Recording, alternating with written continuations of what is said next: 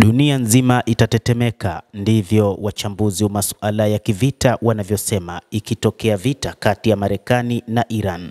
Mzozo kati ya Marekani, Israel na Iran unazidi kuongezeka kwa kasi. Kulingana na vyanzo vya Israel vilivyotajwa na gazeti la Daily Mail, Marekani na Israel huenda zikaanzisha mashambulizi dhidi ya Iran katika wiki zijazo ikiwa makubaliano ya masuala ya nyuklia hayatakuwepo. Hata hivyo, inaonekana uwezekano wa kuwepo kwa makubaliano ni mdogo kutokana na matakwa ya Rais Donald Trump. Donald Trump miongoni mwa mambo anayotaka ni kuhakikisha Iran haiendelezi mradi wake wa nyuklia, lakini pia Iran ihakikishe inaondoa baadhi ya silaha, hasa makombora yake ya hivi karibuni yaliyozinduliwa.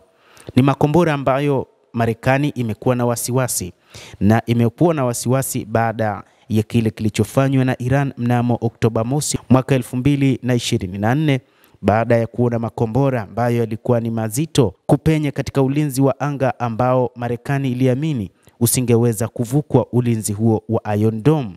Marekani iliamua kuongeza ulinzi mwingine wa THAAD, lakini pia makombora ambayo pia yanatajwa kwamba ni ya Iran ambayo yalikuwa chini ya mamlaka ya makundi ya wapiganaji ikiwa ni pamoja na Hezbollah pamoja na Wahouthi yaliweza kupenya pia ulinzi wa anga wa THAAD kutoka Marekani. Rais Trump alikuja kuagiza kwamba ulinzi huo unapaswa kufanyiwa maboresho, ule wa Iron Dome pamoja na wa THAAD. Hata hivyo, maboresho yamefanyika, na wiki iliyopita Rais wa Marekani Bwana Donald Trump alitoa amri ya kupelekwa kwa ndege kubwa lenye uwezo wa kubeba silaha hizo pamoja na mifumo ya ulinzi wa anga iliyopelekwa tena huko nchini Israel. Uamuzi unaowezekana wa kuchukua hatua za kijeshi unahusishwa na wasiwasi unaozidi kuongezeka juu ya mpango wa nyuklia wa Tehran na shughuli zake za kikanda zinazoongezeka.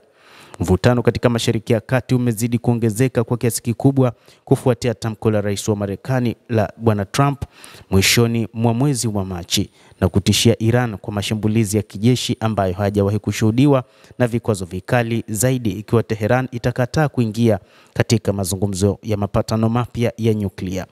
Kulingana na Axios, Trump alituma barua kwa kiongozi wa Iran akiwapa makataa ya miezi miwili hadi mwisho wa mwezi Mei kuanza mazungumzo mara moja.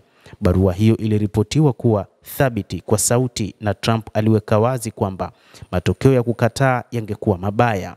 Israel inaiona hali ya sasa ya kisiasa, huku Trump akirejea ofisini kama dirisha kamili la fursa kuishinikiza Iran.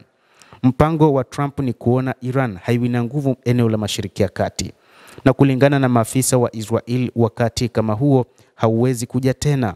Pia wanaashiria maendeleo ya mpango wa nyuklia wa Iran ambao kwa maoni yao unakaribia hatua muhimu ambazo inaleta wasiwasi ndani ya jumuiya ya kimataifa. Kwa nini hali itakuwa ni ngumu na kwa nini dunia itatetemeka? Ikumbukwe Marekani ni moja kati ya taifa lenye nguvu kijeshi, lakini pia lina kila aina za kisasa. Kadhalika, Iran imeonyesha sehemu ya uwezo wake kwa operation iliyofanyika mnamo mwezi wa Oktoba mwaka 2024 na ilithibitisha kwamba Iran ina uwezo wa makombora ambayo ni ya masafa marefu. Lakini pili ni juu ya kile kinachotajwa na Marekani kwamba kuna uwezekano mkubwa Iran ikawa na silaha za nyuklia, na hili ndilo kubwa ambalo rais wa Marekani anataka kulifanya. Marekani inawaza kabisa kwamba ikiwa kutakuwa na mashambulizi, pengine Iran inaweza kutumia hata makombora ya nyuklia.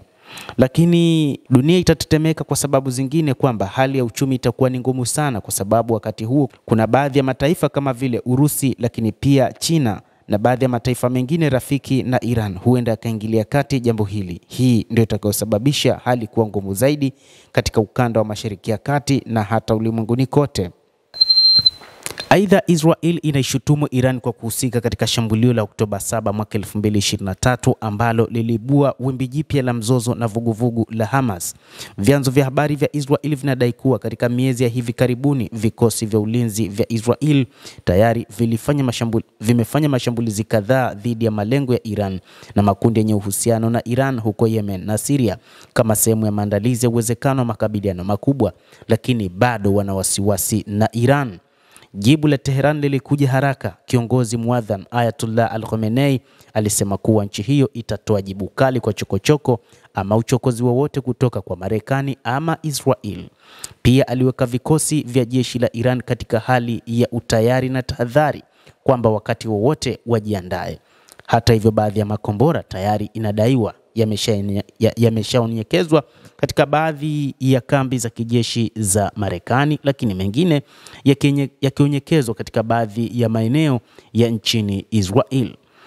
Hata hivyo, Iran pia inadaiwa kwamba imeshaweka rada ambazo zitaweza kupoteza baadhi ya ndege za kivita, na imedaiwa katika siku za hivi karibuni baadhi ya ndege za Marekani pamoja na meli zilianza kupotea njia kutokana na mfumo huo wa rada wa Iran. Kwa mujibu wa shirika la habari la Reuters, Iran ilizionya nchi jirani ikiwa ni pamoja na Iraq, Kuwait, Qatar, Umoja wa Falme za Kiarabu, Uturuki na Bahrain kwamba zikitoa msaada wowote kwa mashambulizi ya Marekani ikiwa ni pamoja na matumizi ya anga au eneo itachukuliwa kama kitendo cha uhasama na madhara makubwa, na Iran haitakaa kimya, itafanya mashambulizi katika nchi hizo.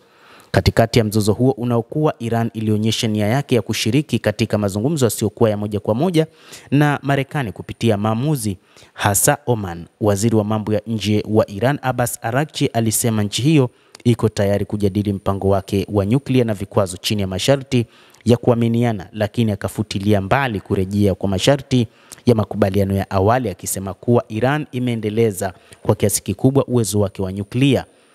Kulingana na yeye, Tehran ipo tayari kwa ajili ya mazungumzo hayo, lakini si kwa mashinikizo, kama alivyosema Ayatollah Al-Khamenei, kiongozi muadham wa serikali ya mapinduzi ya Iran. Basi mtazamaji, hayo ndio tulikuwa nayo, na bila shaka nawe una nafasi ya kulike, kucomment na kusubscribe channel hii. Mimi ni Adam Hussein, endelea kuwa nasi wakati wote, endelea kutufuatilia.